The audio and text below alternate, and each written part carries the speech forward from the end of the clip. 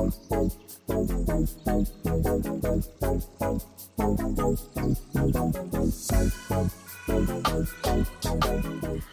back to my channel. I'm Shanna Margaret B, and I'm so happy to be here in fall. It is so cozy and nice this time of year. I love it. I had a really weird, tumultuous summer. I was a very stressed out bride for most of the summer, so I did get married at the end of August, and that was really exciting, but it was so overwhelming, and luckily we had perfect day, perfect weather, and everything was amazing. So I was really glad that that all went well. And now I'm in the new phase of life as a wife, which has just been so much fun. I'm glad that the summer is over and I'm ready for fall and winter and for a new year soon. So that is awesome. But I am happy to be back with a vlog for some fall reading. So I'm actually coming to you from the future. I read these 3 books this past week. So I read Stillhouse Lake by Rachel Caine. This is actually an Amazon Unlimited book that somehow I found published at a book sale recently. This is about a woman who finds out that her husband was actually a serial killer. So you'll see how I feel about that. And then also in this vlog, I read Pretty Things by Janelle Brown. This is a hefty thriller. This is about a girl who tries to kind of swindle people out of their things and tries to always target certain people to get money out of them, and she kind of goes on this crazy adventure. And then also in this vlog, I read Joyland by Stephen King, and this is about a haunted kind of a crime that happens at an amusement park and what unravels from that. So you can see how I feel about these books and some of the fall little fun crafting and activities that I get up to. So I hope you enjoy the vlog. For an update on the books. So last night I actually only got through like the first 20 pages of Stillhouse Lake. I read the prologue. The prologue of this book is actually insane. I thought it was a really, really cool way to start a book, and I'm definitely very intrigued. Pretty much what happened is this book freaked me out so much from the beginning that I actually switched to Pretty Things to see if it would like be any better. And Pretty Things is definitely less disturbing, but pretty much we start off with a bang. A husband and wife live together happily with their children. They're watching a movie, and then the next day the wife comes home to a car through the husband's workshop, which she had never been in the workshop. And in the workshop, there is something quite startling, and they try to arrest her. And she's like, I've never even come in here. What are you even arresting me for? And then we jump back in time, and that's how the book starts. So honestly, one of like the strongest prologues I've ever read. I was just like really shook, and it's only a couple pages. I used to read Kindle Unlimited books pretty often, and I have to say that's kind of how they are. They're usually really short, to the point. They're really fun. They're really thrilling. I'm excited to get into some of this tonight. And then I physically read some of Pretty Things, and I got to listen to some of the audiobook on my commute. And I'm on chapter 5, page 42, so I'm getting a good taste of it. This is a pretty long book. It's over 400 pages. But we are following Nina, who is a grifter, which is funny because if you watched my 24-hour reading challenge where I read The Guest by Emma Cline, it like made me hate stories about grifters. This is so well done, and it's really, really fun so far. So we're following Nina, and she kind of tries to like persuade men to let them into her house, or she'll try to like stake out people on social media and then try to rob them and sell their stuff, and that's kind of how she lives, and she moves from place to place. And we're just kind of starting to learn her backstory a bit in the first 40 pages that I've read so far. I do really like the audiobook so far. That narrator is really great with this. So I'm actually right now going to do some diamond arting. I really want to do like a Halloween diamond art, but I am trying to be so good about like not overbuying crafts and trying to like finish the crafts I have before I make new ones. I'm actually going to sit here and listen to the Pretty Things audiobook because I'm really enjoying that, and I'm going to get some diamond arting in.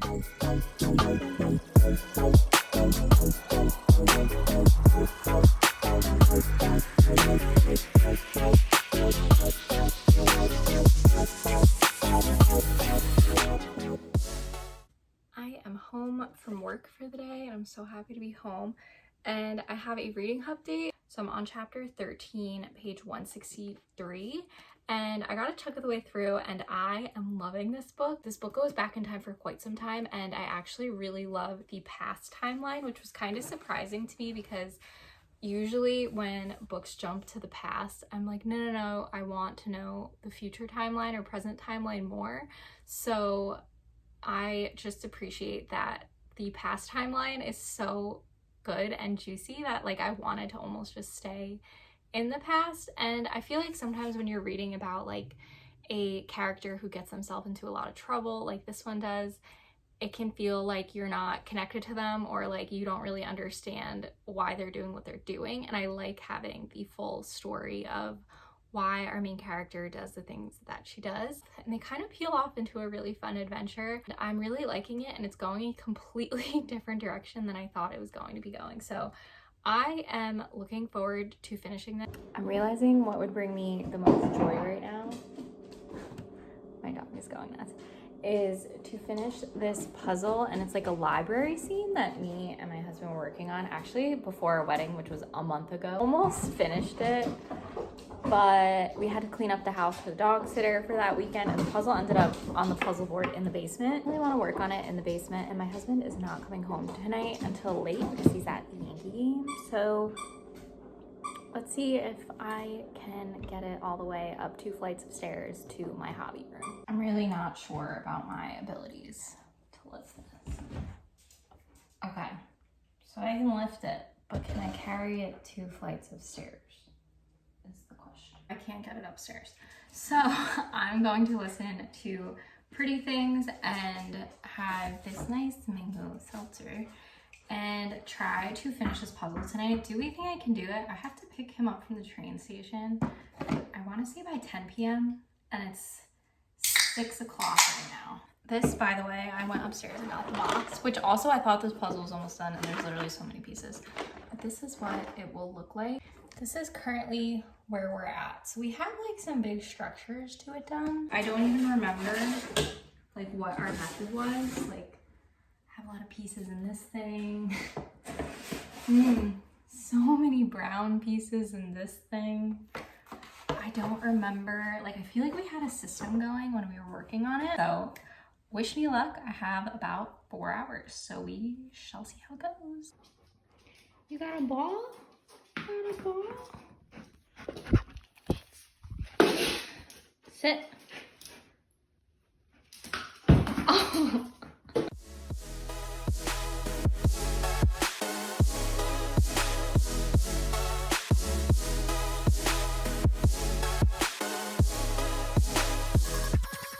For about 4 hours straight, and yeah, it's a lot of like where the books will go in because it's like the hardest part, but honestly all of the trim was so hard. It took me so long. I've just been standing here because I was like so into this. I had to find in the book where I am in the audiobook, and I only have about a third left. I don't know how this book is still going, but I'm still very engaged in it, and I think part of the reason I was able to stand here and do this for so long is just because the book is so good. So we're really getting deep into Nina's life. One twist that I absolutely loved and one twist that I think is really stupid, but I kind of still respect it. And I think something I like about Janelle Brown is it's not just like thrown at you, the information, like, oh, this girl is superficial. And it's not like black and white with her characters. It like really goes in depth through their stories and why they are the way they are, which is something I said earlier.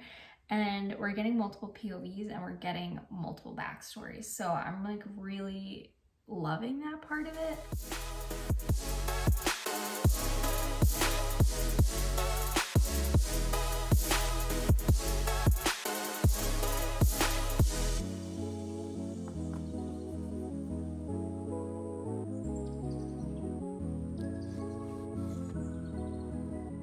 A quick reading update. I finished Pretty Things. This book was fantastic. Don't want to give too much away because there is a lot of twists in this book. It is very twisty and it is very fun.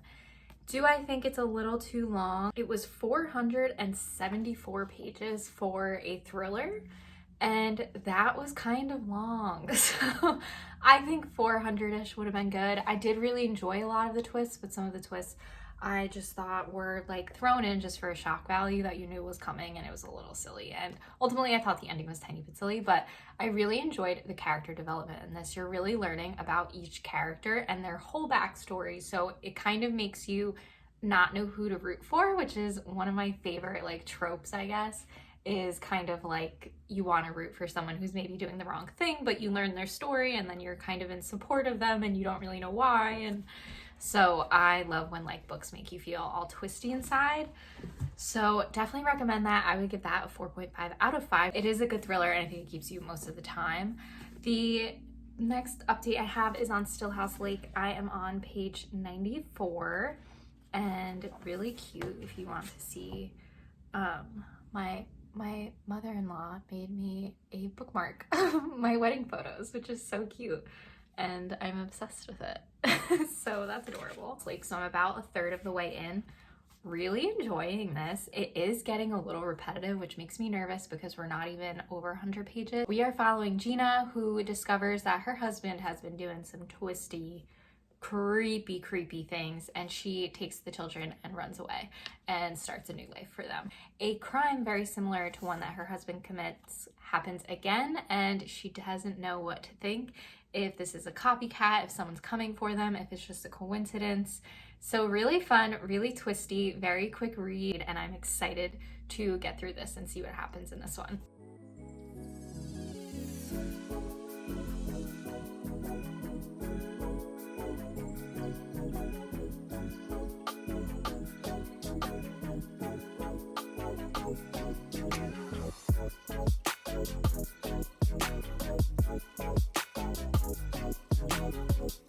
Is a few days later. We have someone who's handsome and wearing a Halloween bandana now, and I think it's the cutest thing ever. But I had a really fun fall weekend and got to go pumpkin picking, carved some pumpkins, and watched Beetlejuice, which is the new one, and it was really good, and it was so outrageous, but like the perfect fall movie to watch. And yeah, I'm just having so much fun in like fall season. It's finally starting to get cooler out, so time for some updates of what I got to read, because I actually woke up early yesterday on Sunday and I read Stillhouse Lake. I finished Stillhouse Lake by Rachel Caine, and I'm giving it a 3.25. I thought the story was really interesting, and I like the vibes of the setting and just the like you don't really know who you should be trusting vibe. And I think I didn't realize that this is a whole series. I would read the second one, and actually going through Reddit, I was seeing that the second one is really good, like even better than Stillhouse Lake. So I don't know the name of the second one off the top of my head, but if I did see it, I definitely would pick it up, I think. This was like fun. It was like a popcorn thriller, I would say. I thought parts of it were super repetitive, and like the building of the paranoia went on for a little too long, and the action was just like, I don't know. The action scenes I wasn't like super in love with, but I really loved the mother, Gina, or Gwen, may you call her, protecting her kids, Lanny and Connor, and trying to give them a better life after they experience something terrible and traumatic, being their father was actually a serial killer killing women in their garage. So I thought it was like a really nice story of like just how hardcore a mother was willing to go to protect her children and give them all a better life. So in that regard, I enjoyed it.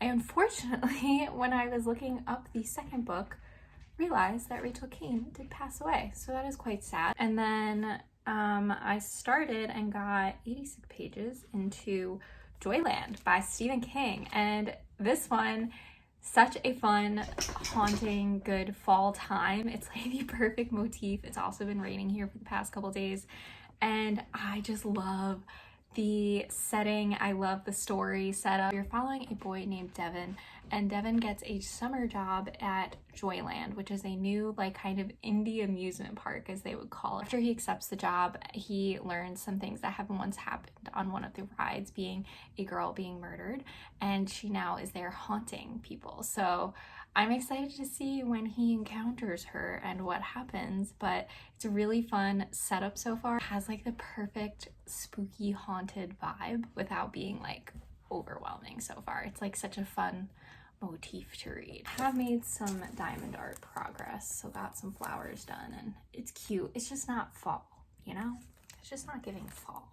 So I would be quite excited if I could start my scary puzzle tonight. That would be so fun.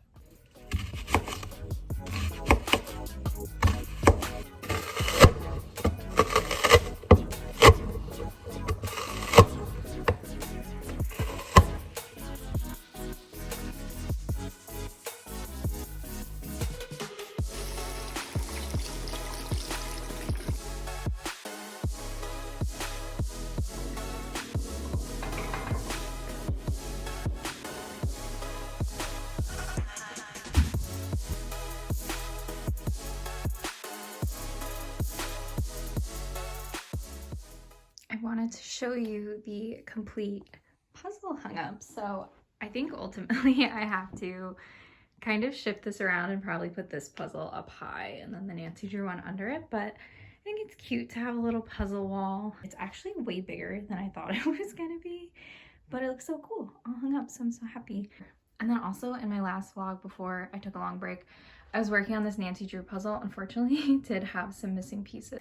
I'm back for my review of Joyland by Stephen King. I finished it last night and I think this is the epitome of a really good fall read. I also think if you're not super familiar with Stephen King, this is a great place to start because although this book is on the shorter end, he has so much character development. If this book was the start of a series, I would read because I just thought the main character Devin's life was so interesting and so like cozy and homey to read about his life. I really loved Devin's story, and this book had everything. It had like humor, horror, you were thrilled, you were sad, you were heartbroken. Like it had everything in this little book, and I really did not know how he would accomplish so much in such a short amount of time, but I really enjoyed it, and I really loved like there was a mystery aspect to it but also like a haunting aspect to it, which was really fun and unique. So pretty much Devin, while he's working at this amusement park, he creates relationships with all the other staff and people in town,